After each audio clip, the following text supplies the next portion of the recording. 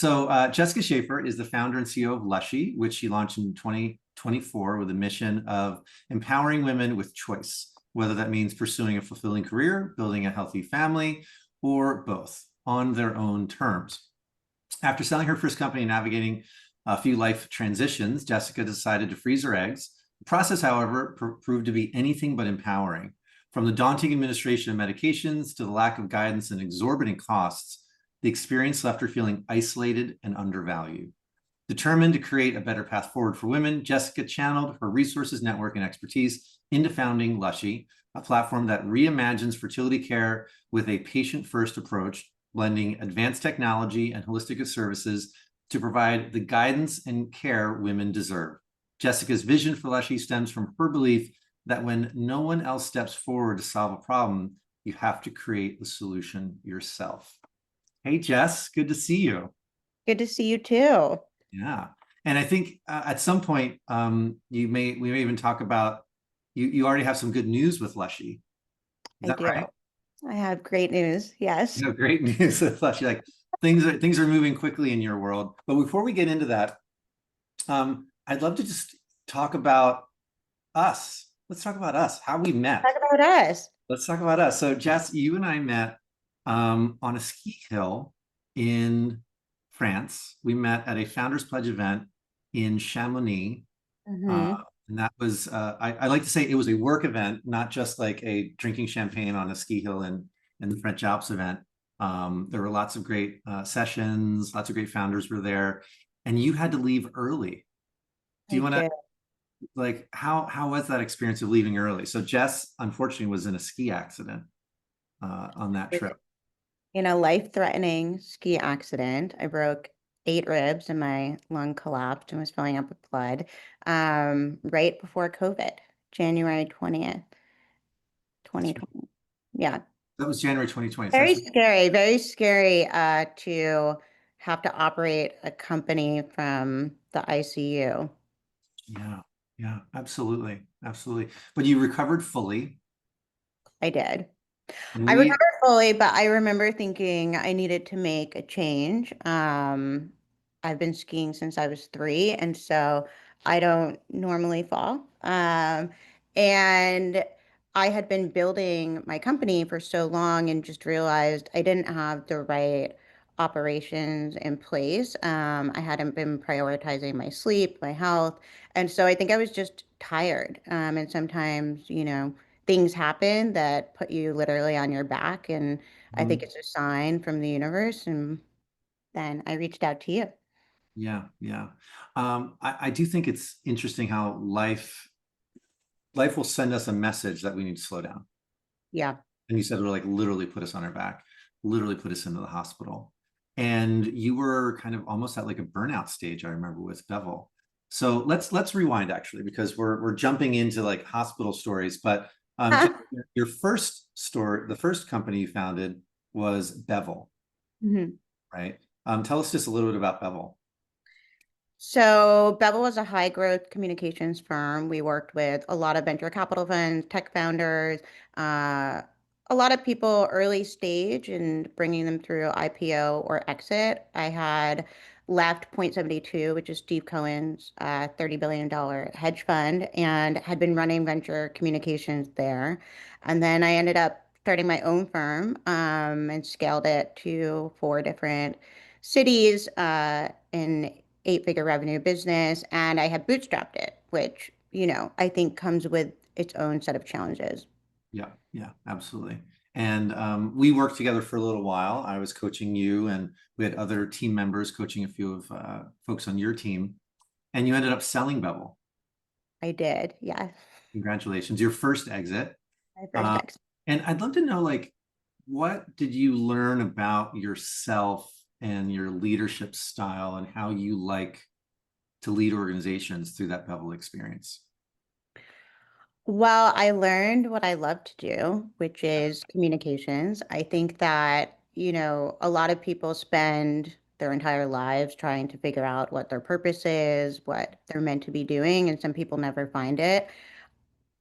communications and PR comes very naturally to me. Even when I tell people like I'm PR, they say, "What? What does that mean?" But storytelling is a gift. And I think especially in the age of AI, right? Like people have sort of forgotten, and you're reading these robotic messages on LinkedIn, which are not interesting at all. And there's nothing more powerful, I think, than somebody's story. And especially tech CEOs and the people who are creating life-changing transformative technology that will change the world. I love working with those people. I'm sure it's very similar with you. And then in terms of leadership, I mean, running a company through a sale is very challenging. You're working 24/7. You need to put numbers on the board, and then go through the due diligence process, which, you're just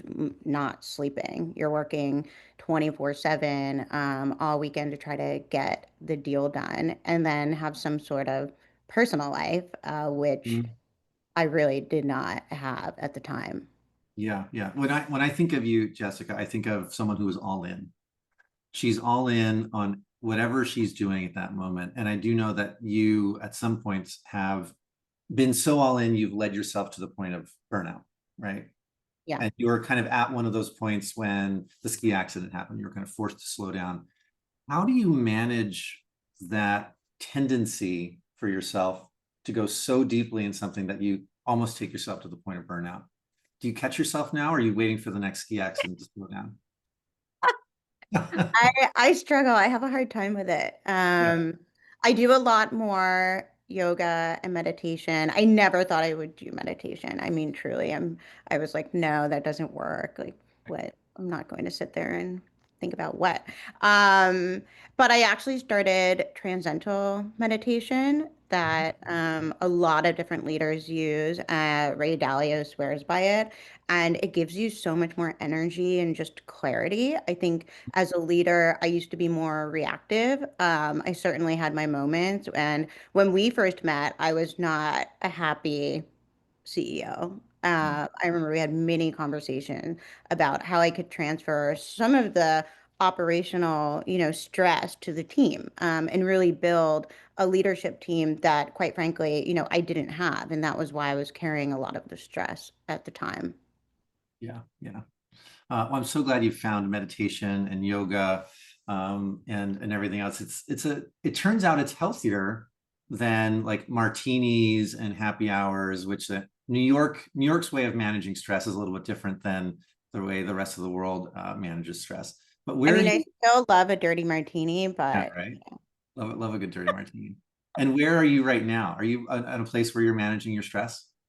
I I'm already know the actually answer to this. I'm in Nosara in Costa Rica, surfing and doing yoga. I'm sort of in a transition period. Yeah. Um, so yeah, I think it's important, when I sold the first company, I wanted to jump right into the next thing. Mhm. And the founder of Row, which is a business banking company based in New York, he had built and sold many different companies. And he's like, you need to go and travel. And you need to go and travel until you're so bored and you just don't want to travel anymore. Uh, and I did. I don't think I traveled enough, to be honest with you. But this is something that a lot of founders, I mean, after you sell your business, I was questioning who I was, because I also had a non-compete. So I couldn't actually practice what I love to do. And you sort of lose your identity. I spent 7 years building this business, and you, I just remember thinking like, well, what do I do? And as a female founder, I don't know if you get this, but everyone's like, well, why would you work? Why don't you just have babies? What are you Mhm. doing? But you can't shut your brain off, right? Like Yeah, I can't just become somebody else. I think if I didn't want to work, I would have taken that path a long time ago. yeah, yeah, yeah. I do quite a bit of work with founders who are recently exited. I Mhm. call it the what now syndrome, Yeah. which is I've been building this company for 7 years, 10 years, however long it's been. And I reached this culminating moment of selling my company. That was supposed to be the whole point, right? And Right. what now? Like, how do I derive meaning, purpose? How do I do things that are challenging? How do I do things that I feel put me in a place of having an impact and giving back? So maybe let's talk about the origin story for you of Lushy, because you'd sold Bevel, you had a non-compete, you couldn't get back into communications right away. And what led you to this inspiration of starting Lushy? So when I was selling my business, I had gone through a divorce and I decided to freeze my eggs. I don't know how familiar you are with the process, but basically you go home with all of these fertility medications and then you need to mix them up, and you inject yourself. It'd be like, I don't know, if you went and got Botox and you took it home and you put it in your forehead. I remember thinking at the time it was just absolutely insane. Like, I don't use needles. I don't know what I'm doing. Like, I could very easily mess it up, which I did. And it turns out this is a very common experience. So you're sitting at home alone in your kitchen, like with all this medication. Right. Um, So and I it's took the trigger ooh, shot early. wow. Yeah. Yeah. And what did you say? I took the trigger shot early. Oh, So I ended up ovulating, and instead of getting 30 eggs, I ended up getting 5 eggs, which you might think, oh, that's like enough. But when you're over the age of 35, it's not. And so you need to have at least like 20 to 40 eggs to have a mhm. viable outcome later. Got it. Got it. So it was that experience of kind of self-administering that led you to this discovery. There's probably a lot of other women who don't want to deal with this. And also, why did I wait? Clearly I was going to work after college, and so it didn't make sense why there's no educational resources for women. And then I was talking with all of my other, female entrepreneur friends, and they hadn't frozen their eggs. And you don't want to tell someone, well, hey, you're getting kind of old. But that's the reality. And I think that women, if you want to have a family, you want to have a career, then you should really take control of your fertility options, and as early as you can. Yeah. Yeah. And what was it like for you um, starting this company as almost like the first customer of the company? It was a lot. I didn't think it would personally affect me as much as it did, sort of reliving this story and this experience that I had had 2 years prior. But when you're the face of the company, that's what you have to do, right? And I was building a product not just for myself, but for all women who want Yeah. to have everything that they want. Um, I hired a chief medical officer right away, Dr. Mana Boskovich. She's one of the top infertility doctors in the country. And she's a robotics OBGYN out of Stanford Business School or medical school. Sorry, I'm still in business mode. Great.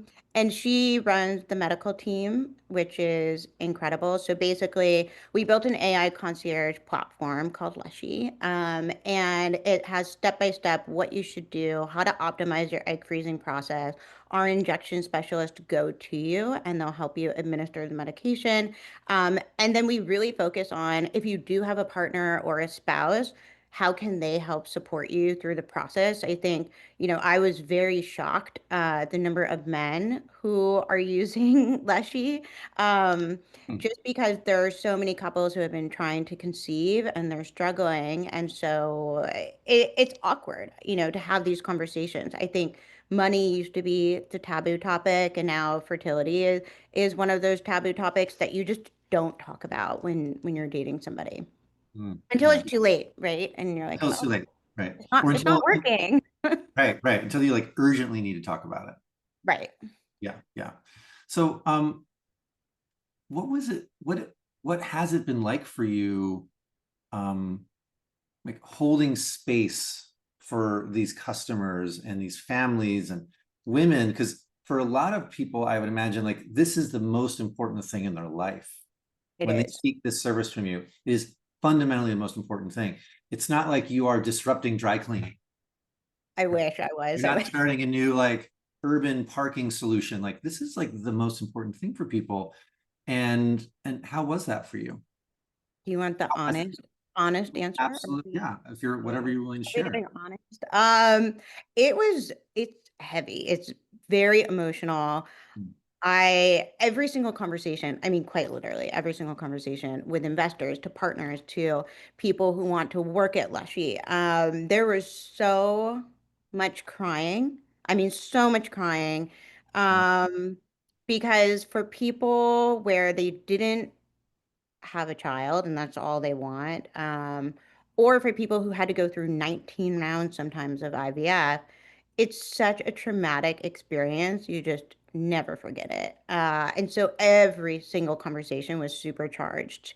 And it takes you back into a really emotional place, which was Mm, hard for me personally. I'm a very happy, optimistic person. And so having these conversations every single day, sometimes, like 8 to 10 Zoom meetings with tears, that's a lot. that is a lot. And I'm not trained like you to do that. I mean, yeah, I have 8 to 10 crying conversations a day as well, meeting with founders, but it's a little bit different. Yeah, Right. You seem fine. I'm fine. Um, so, I mean, where did that leave you in terms of your self-care needs? Because we talked a little about like your burnout, you're all in, you go, you need to meditate, but this is an entirely new like level of Yeah. emotional engagement, I think, right? I mean, it sort of taught me what I like, Right. and what I want to spend time doing. I think raising the capital and building the tech and creating this company, it was necessary. It was something I had to do. It was something I really wanted to do. But what I love to do deals. I love to negotiate. I love to storytell. And so I spent more time thinking about sort of, okay, how can I build this company and put the right team in place, but potentially I'm not the right founder to run this company. Mhm. And that's a hard conversation to have. I think a lot of founders, because I've worked with, thousands of founders on their PR strategies, and you can kind of tell if somebody is not a right fit for the business. Mhm. But oftentimes they're the first person to get in their own way, right? Yeah, yeah, yeah. We talk a lot about product market fit Yeah. in this business. We don't talk enough about product founder fit or market founder fit, Yeah. right? So oftentimes there is a founder who's like the right person to like get something off the ground, but they're not right, they're not the right person to take it all the way. And I Yeah. know, are we allowed to talk about your LOIs and your things right now? Can we talk about that? And I mean, you're in PR. I don't want to like, we can't disclose too much, but yeah, yeah, to your point, I think there's operational founders and then there are visionary founders. And I think it's yeah. important to identify which one of those you are. I've seen many successful visionaries who are the worst operators I've ever seen in my life. I would say I might fall into that category. Maybe not to that extent, but I think it's important to recognize. So we built the business. We're currently under LOI with a family office, who we're in discussions with to acquire the company and acquire the tech, which is very exciting. Um, it was not something we were seeking, but sometimes, these things happen, and I'm very excited. That is very exciting. It's quite a fast success story as well, because you only started this company last year, right? We started last year. The idea came 2 years ago, and as you know, I'm like a very obsessive person, so it's something I've been thinking about. But yeah, we've been building the tech for about a year now. We have 30,000 users. Women love it, but the the family office that's acquiring it, they have big plans to basically acquire brick and mortar clinics. And I think that's the future of fertility. It's a experience in clinic with a digital health experience. And so they have more resources and more capital and more, people than than we have. And so I think it can actually be a much bigger success. Yeah, yeah, absolutely. Can you hear the construction outside? Can you hear No, it? thank God. Oh my You God. can? Okay. They're literally drilling right outside my door. Okay. So I'm gonna see if I can. Oh, they just stopped. Okay. So tell me, the theme of today is the hard truth about being a female founder. And I'm wondering if we can talk a little bit about, from your experience now founding two companies, one bootstrapped, the second venture backed, Yeah. and having known the story of so many other founders and what they've gone through, what have you observed is different for female founders today? Well, I don't think to any of your male colleagues you would ask if they would ever work again or when they're having kids or, every single time I've made a decision to start a new company or make a life-changing career move, I've always consulted one of my female mentors. I never ask, and most of my mentors are men. Throughout my career, I've always worked in male, orientated industries and financial services. But they don't ask the same questions. I remember when I decided to leave Point 72 and start Bevel, I called this woman, Linda Huber, who is the CFO of Moody's, who I'd worked with for many years. And, I said, like, what should I do? I could join Acorns as chief communications officer. I could stay at Point 72, or I can start my own company. And she's like, well, what do you want? I'm like, well, I want to have a successful career. She's like, no, what do you want? Do you Mm, want to have kids? Do you want to have a family? What does that look mm, like for you? How old are you? Do you have a partner? Are you married? And I've never found, anytime I've talked about, oh, I'm thinking of selling the company or thinking of doing this or whatever, male executives are always like, well, what's the multiple? Or who's buying it? How much? What's the return? How much have you invested? mm, It never is about, questions about your family or your personal life. And so even with Lushy, very similarly, there was this woman, very successful, who wanted to invest. And I said, well, I don't think that's possible because we're actually in discussions to sell the business. And I was asking her, like, what do you think I should do next? And her first question was, do you want to have kids and do you want to have a family? So, mm, um, I think, as a woman, you have to, I'm 38, right? So if I want to have kids, I have to do that now. And your body, you can't put a pause on your biological clock. I know some people think you can, or, Brian Johnson's out there telling everyone he's like, what, is he 17 now or something? 15, probably 15 by now. Probably 15. Yeah. But no, I'm not buying it. Now they're saying that you can actually put a pause on menopause. Have you heard this? No. Yeah, Menopause? I guess. I don't believe it. I don't believe it. Somebody was talking to me last night about menopause. Menopause. Menopause, that men go through a hormonal change in their 50s as well. Really? Yeah. It was in the context of I'm turning 50 this year. And my friend was like, get ready for menopause, which I was a little taken aback by. Um, Yeah. yeah. Interesting. Well, So what I'm hearing you say, though, in terms of the advice you get or the questions you get from female mentors versus male mentors, is that your female mentors are asking questions about a much larger life context, yeah. right? Where does this fit into a larger life story? Because you have restraints on your time, restraints on your biology Yeah. in a way that like your male counterparts or male advisors are not asking those questions, right? And how has that changed how you think about your entrepreneurial journey? Well, I don't know if it's changed anything. I think I've just taken control and I've spent more time on my personal life. So actually intentionally dating, that was not something I was doing. I love to work. I have a passion for what I do and I love being surrounded by the smartest people. And so to me, like dating just felt not like trivial, but it was not a good ROI. I hate to use that term, but Yeah, so being a bit more intentional about that. But I'm not going to stop. I can't imagine. I'd have to be somebody else, right? Yeah, yeah, you would have to be someone else. Yeah. Would love to pivot the conversation and talk a little bit about what you feel like you've learned Mm.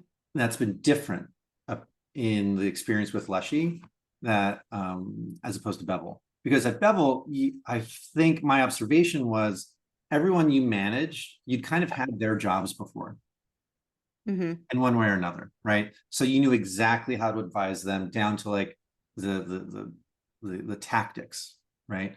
But at Lushy, you've been managing a much different set of people. You've had engineers, you've had chief medical officers, and what's it been like for you? Like, what have you learned about the difference between managing people that you know exactly what they're doing and managing people that they have an entirely different Yeah. experience set and skill set? Well, I think one of the things I would never, ever, I know people, this has been a topic of conversation recently. I would never bootstrap a company ever again. Like, Hmm. truly never. You don't get to hire the top talent, right? Oh, You interesting. hire who you can afford to hire. And it's a really like hard way to build a business quickly. Versus once you raise venture capital funding, you can hire the smartest people. And so that for me was a huge transition, just being able to hire the top engineers and the top doctors, designers, and let them run. Yeah, I think being really clear and articulate about your vision and just letting them bring it to life, really. yeah, yeah. I remember one of the hard things for you running Bevel was because you had so much experience in the roles of the people who were working for you, like you could see all the mistakes they were making on a daily basis. Like it was just like you were surrounded by mistakes, you know, and like you would have done it entirely differently than, you know, one of the junior people on your team. I imagine when you're working with some of the smartest people who are doctors and engineers, you can kind of let go of that a little bit. But how do you communicate your vision in a way that is that they can understand? Like, did you have any trouble kind of communicating across disciplines? Yeah, I did. I mean, I think, the engineering team, it's all male. So, Right. try explaining to the engineering team in Europe, like how fertility works. They're like, what are you talking about? Embryos, this, that. So that took a lot of time. And our head of operations, he's very meticulous, is very detail orientated. I'm not that CEO. And so I Yeah. had to practice a lot of discipline to even attend these meetings. Like I'm much more Elon Musk style, 5-minute meetings. I love that. I hate spending hours on something. And to build a Mhm. really good tech product, you have to spend hours, right? And days and a lot of time. It's very different from communications. Yeah. Yeah. Have you read the new Facebook book, Careless People? Have you read it No, yet? I have not read it. Yeah. Uh, I was reflecting. I felt, she talks a lot about Sheryl Sandberg's like leadership style in the Yeah. book, Mhm. and she's pretty tough. And I remember reading The through it. author's tough or Sheryl Sandberg is tough? Sheryl Sandberg is tough, Yeah. uh, and I was like, oh my God, I used to do that. Like Mhm. if someone did something wrong, and I knew that there was a better way because I had done communications for years. You don't want to tear somebody down, and I think that after a lot of work with you and a lot of reflection, I used to do that, and that just is not a good way to motivate anyone. Yeah. Yeah. How, what, um, how do you provide feedback now in a way that's different? Like, how do you, I like to say that like feedback should deepen the relationship, not tatter the relationship, not fray it. Right. So like, what is your leadership feedback style now compared to before? I lead with the positive first. focus on the things that I like. People love to please people, usually most people, and Yeah. everybody wants to do a good job, right? Or else they wouldn't be there. And so, really trying to motivate people and then being very direct with the feedback versus emotional. I think if I'm ever angry, I'll take a minute, Mhm. versus calling the person and being aggressive. And I've worked for a lot of people who are like that too. Um, Especially in communications, like it's one of the times when people feel like they're just out of control the most. Like you can't control the media, right? And so a lot of founders, especially if it's in a crisis, what I find is they go back to when they were a child, like their emotional reaction to things. um it can put them in a very dark place. So I've been able to work with a lot of tough personalities. I sort of just brush it off. It doesn't really bother me, but everyone is not like that, right? And so, especially more junior talent. Yeah. Yeah. Did we I do pause? Did find we that pause a little bit? emotion, I think maybe our internet connection is a little unstable. And there is actually a jackhammer literally 10 meters from me right here. So Oh, it's no. kind of overwhelming my microphone a little bit. um, I'd like to ask you a little bit about the process you're going through right now of transitioning. Yep. Right. So you were kind of approached by this family office. You're going through it. You have an LOI. You might be transitioning into a new company. And what's the vision for the new company? What are Sure. you going to do different? Um, well, and having those conversations with investors. So, Yeah. when you set out, you show them your financial forecast and your models, and this is going to be $1 billion company and it's not. And then we got an opportunity which basically will return 3x the capital in a very short amount of time. We have investors who are so passionate about this because they went through it.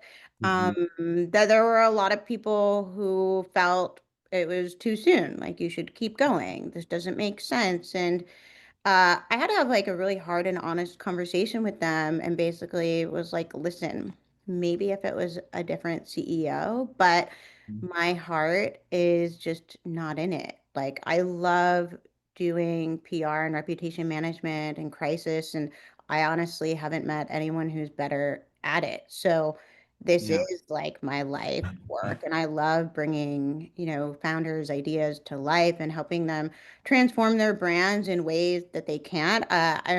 The most fun thing about Lushy has been PR. The most fun thing. Like I love it. I just go towards it. I was Yeah. facing the engineers are like, you're announcing things we haven't even developed that yet. Like you need to slow down on the marketing. And I couldn't. Like I just couldn't stop. It's Right. what I do best. And having those conversations, every single investor, after being, super direct and honest, not like, hey, this is, you know, the excuses. Mhm. Every single investor supported me, and they all want to invest in my new company, which I never thought anyone would invest in a PR firm. It just doesn't make any sense to me. Uh, but we're going to do a roll-up strategy and acquire other communications firms. And so every single investor is on board. And they're like, listen, we're investing in you as a founder. We're not investing in the asset, which Mhm. I thought was very refreshing. Yeah. And there's something really there's two big takeaways for me from that story. One is being really clear about what you're good at and Yeah. what you love. And it sounds like through this process of building Lushy and being an operator, you're kind of like, wait a second, I don't know if I want to be that kind of operator and builder. I'm a storyteller and I want to Yep. tell stories, right? And then the second thing is um, in PR, it often helps to like tell the best version of the story you can. When Yep. I worked in politics, they used to call it managing the truth, which is kind of a dark way of saying Yeah. spin, right? It's like you're spinning the story. But it sounds like when you spoke to your investors, you didn't try to spin the story. You just tried to be as absolutely honest as possible. And Yep. I think when we are honest about our truth and about what we're good at, people tend to listen. and we tend to get really positive responses. And I've heard many investors tell me that they'll always invest again in someone who came to them and said, I don't think this is the right company for me to be building. I'm going to give you your money back, or I'm going to roll it into something else, as opposed to that founder who will just not want to talk about it and just Yeah. burn all that cash down and drive the company into the ground, right? Like it's better to have that conversation early. Was it easier to have that conversation with some investors than with others, or were they all just equally really receptive? Um, it no, they weren't. I mean, I did like the early calls first, or the Mhm. easiest calls The first, easiest calls first, yeah. Let's do when the hardest ones first. I couldn't do it. I had to do the easy ones first to build my confidence. But I think people, even in communications, I always tell people to be authentic, and Mm, people can relate to the truth because everyone is human. And so the more human you can be, the more honest and the more you know yourself, the better the story is. I also think mm, that, when I work with founders, if they're not honest, it's really hard to manage their external reputation if I don't know the full truth. And not everyone, though, once the lawyers get involved, it's like, mm, mm, it can mhm. be challenging. And what I found is a lot of lawyers actually tell founders, don't give the money back. You should run it into the ground because it's actually less legally risky for the founder, which I think is insane. Like, I've never heard that. It's less yeah, risky I've to heard it just. from more than one person. And Hmm, then on the venture side, there's like these horror stories of these founders just like MIA, you don't hear from them again. And that's crazy. hmm. Like, I don't know how anyone can do that, but Yeah, yeah. Well, some people maybe aren't planning on starting a company again. They decided this founder thing isn't for yeah. me. I'm just gonna move to Bali and never think about it again. Yeah. What do So you think investors should do in that case? I think investors need to, I mean, you can usually sense it, right? They should call founders earlier and often. well, I mean, let's talk about that. Let's talk about the relationship between Yeah. investors and founders. And it's certainly a theme that's very important to a lot of people listening to this. Um, I think that in my observation, many founders have a difficult relationship with their investors because they feel like the investor is the person who can fire them, the investor is the person who can replace them, who's Mhm. deciding whether or not they get more money. So they spend a lot of their energy, I'd sometimes an inordinate amount of energy managing their relationship with the investor and managing the investor's impression of them, Yeah. right? And I'm sure you've almost like helped founders do that over the years. What have you learned about the difference between those founders who are like actively managing the relationship with the investors and those who are just like a little bit more raw and honest? Yeah, I mean, I think that it should also be the investors, right? It's part of their responsibility to Mhm. check in and see how things are going, and have an open ear versus a judgmental ear. And I found over the years, I mean, I've just seen so many horror stories where, the board will vote a CEO out, or, and it's never really handled in a great way. I think that if investors and founders have been having like an open, honest dialogue the entire time, well, you probably wouldn't need me as much, right? There wouldn't be Yeah. so many crises, and there wouldn't be so many reputations to save. And um, but yeah, the best investors I have, they all were just so helpful, and they were just so Mhm. supportive of the mission and really what we were building and making introductions. I know that sounds like I did find like during the fundraising process, the VCs were like, "Oh, can I introduce you to so and so?" And it's like, I don't I don't have time to meet so and so. Like, if you don't want to write a check, just say that. I don't care. It's not, like, I don't need your Yeah. capital, and I don't need your like friend who also is not Who's also not writing a check. It's not like, I can't invest, but I know someone who can. It's like, I can't give you money, but I'll give you a contact. Like, I don't need your contact. I hated that. I think VCs think they're like, instead of having also a direct conversation where we don't actually have the capital or we don't, there it was a tough M&A Or even we don't environment. believe in the thesis. We just don't Or you believe in don't believe in the the company. thesis. That's fine. You know, Somebody will. somebody Yeah. will. But wasting my time, oh, I'm so frustrated. Mm-hmm. I think there are a lot of great investors in the world, and I know a lot of them, and they can create a kind of like an envelope of safety, an environment of safety for founders, where Yeah. founders feel like this person's really in the trenches with me. I can have the hard conversations with them. I can ask the hard conversations or the hard questions. And then there are those investors who almost like punish founders for asking hard questions or for sharing bad news. I like to say, if your people are afraid of telling you when they smell smoke, you'll always be putting out fires. Yeah. And there's these investors who are just like, everything's always burning down in my portfolio. And it's because their founders were coming to them with really simple questions, sometimes Hmm. early on, and they didn't feel safe asking those questions, right? They weren't Yeah. able to get straight answers. So I think there's a lot to learn for investors to create that psychological safety so that people can come to them, their founders can come to them with simple questions. And like, I've got a problem with the business model. I have a problem with this hire I made or something like that. And I think that unfortunately, that is rare commodity in Silicon Valley. Yeah. Yeah. Yeah. It You is. were lucky though. It sounds like you were lucky to work with a bunch of investors. It sounds like you chose well. And all Well, we those spent investors were a lot of able to. time. I mean, there were people originally, so we did a $5 million seed. And when we first went to raise, we had people who wanted to take the entire round, but the terms were very aggressive. They were not founder friendly. They would have had complete control. And I just remember, the horror stories from all the founders I had worked with, where when they had bad terms, or, God forbid, like, you spend, 10 years building the company and then your shares are underwater. I mean, that's a story I've heard again and again and again. And especially if you're a female founder and you spend like your entire birthing years like building a company and then your shares are worthless.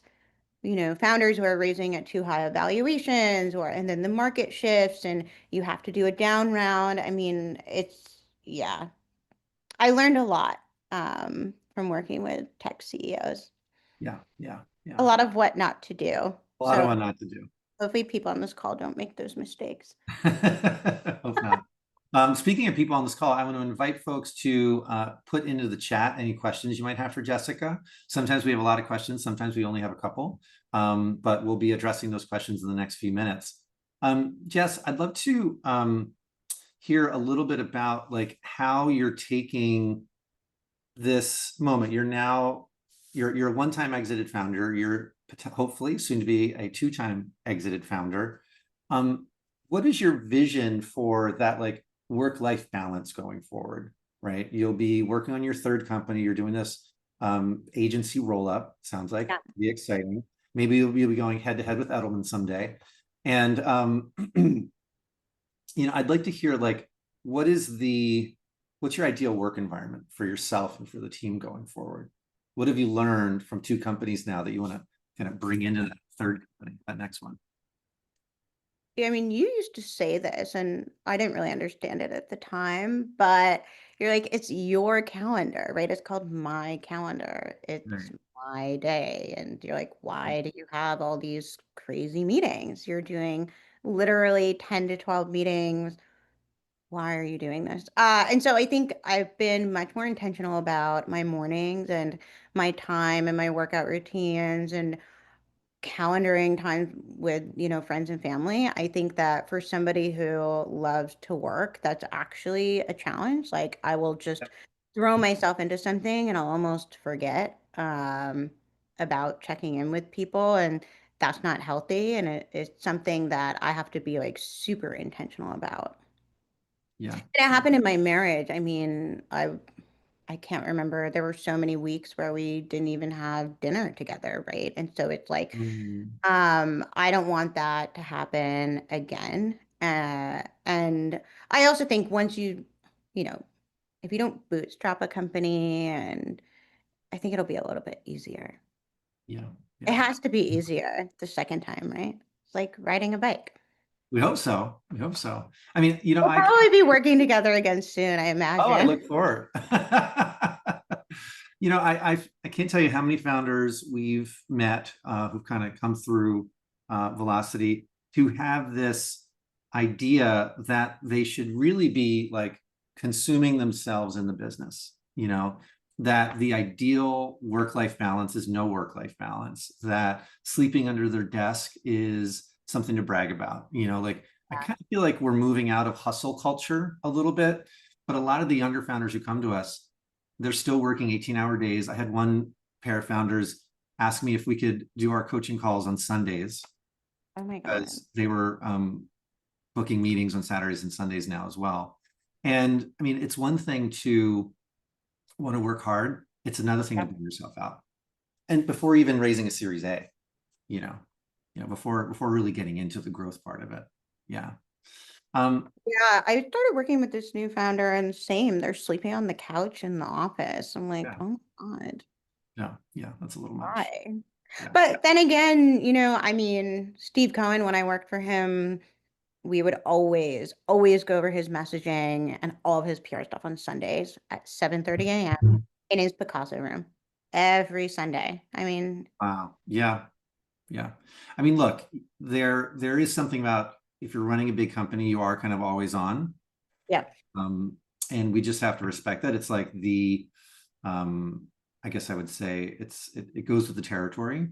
But I think CEOs also have to model, founders have to model a healthy work-life balance to some degree so that people still have like space to be creative. They have space to um, take care of themselves. Because I can tell when I come into a company and people are not taking care of themselves. They're not coming up with creative solutions. Everything feels like a hair on fire emergency.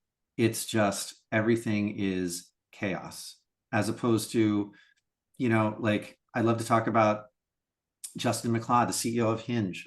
When we were working together, I could tell when he hadn't meditated in the morning. You know, really. I could just tell. Yeah. It was just like night and day. The difference when he did his morning routine and he meditated and he worked out, he Yeah. had a peace and a clarity in his decision making that was so different than if he wasn't taking care of himself. Yeah. Jess, we've got a question that came in from Anne. It would be interesting to hear what Jessica's view is of the most important concepts for leading her direct reports. In your experience, do you like asynchronous leadership over Slack? Do you set up office hours? Do you have one-on-ones? Like, how do you like to lead tactically, operationally? I hate Slack. Oh my God, I hate Slack. I never use Slack. Everybody uses Slack. It's too much. I mean, the constant pinging. I'm somebody who's like a very active leader in terms of my feedback and my leadership style. So I believe, if there's something that's wrong, we should fix it immediately versus sort of waiting for a check-in or a one-on-one. I Yeah, always like to actively learn. I mean, the one-on-ones and your annual meetings or, quarterly check-ins, those should really be focused on what are your goals? What are your long-term career goals? How can I help you get there? And how can we make sure this next year, like you're also compensated the way you want to be compensated? Like, I think those more formal check-ins should be focused on that. yeah, yeah. So you almost say like, my door's open. If there's an issue for us to talk about, let's talk about it in the moment. Don't wait until a one-on-one. Yeah, That's what I'm hearing you say. And don't Slack me because I never check my Slack. you will never hear from me. I love it. I love it. I found I tell the team here at Velocity, if you want me to respond within a few days, email me. If you want to respond within a day, text me. If we need to talk, immediately call me. Right. So we have like a very clear way of triaging. If it's a hair on fire emergency, call me. If you need a response in the next hour or two, text. and I will probably get back to your email sometime in the next few days or a week. Yeah. And usually if it's hair on fire, I try to actually assess, is it actually? And if it's not, Hmm. I put it back on the individual Yeah, yeah, yeah, yeah, yeah. and have them How solve do you it. discern between those two things? I mean, you can usually tell, right? Most things can wait, is what I found. Like they Yeah, will solve for themselves. So if it's not a customer, that something like so terrible is happening, or a deal is going to fall through, or for whatever, like something's going to blow up. But 9 out of 10 times, either, the person will figure out the solution, themselves, right, um, or they'll find somebody else to handle it. I right, used to always, respond to everything immediately, and you don't have right. Well, I find when CEOs are responding to every hair on fire emergency, they're training their team to come to them just when things are hard, yeah, right? And then you're almost robbing your team of the responsibility of making decisions themselves and the opportunity to learn from like that crucible yep, moment. Evelyn shared here in startups, a lot of the fatigue is from new and ineffective processes and systems and internal anxiety about, am I doing a good enough job? And that's really interesting. I think a lot of people, they go to the CEO, they go to the founder really to get feedback. Am I doing a good enough job? Right. And you mentioned a few minutes ago that you were in all these meetings and I was giving you feedback. I believe that a lot of founders are invited into meetings so that team members can have CYA, cover your ass. If the CEO is in the meeting, they don't have to take responsibility for any decisions that were made because the CEO was yep. there. And it's ultimately CEO gave that seal of approval. Yeah. Jess, we're going to end here in a minute or two. And I'd like to ask, as one of my last questions, what is a commonly held belief that you hold a contrarian opinion about? A commonly held belief. I mean, maybe we could kind of direct it to Olivier's question about Oh, women in tech and being mhm. like the bro. I'm very feminine, and when we were running Bevel, I mean, all of our clients, so many of our clients were men, Yeah. and I didn't find it to be toxic. I didn't find that I needed to change my leadership style. I think if anything, men really rallied behind us.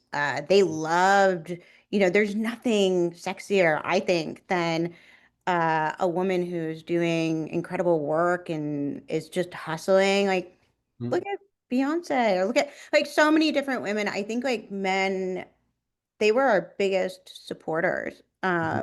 And it was a huge part of the culture at Bevel. And so I think I disagree with this like toxic bro masculine.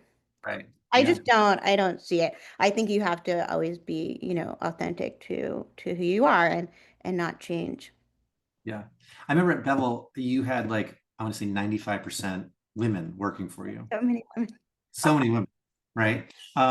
What was the gender balance at Lushy, and did you find it different, like different, better, easier, harder, working with more men?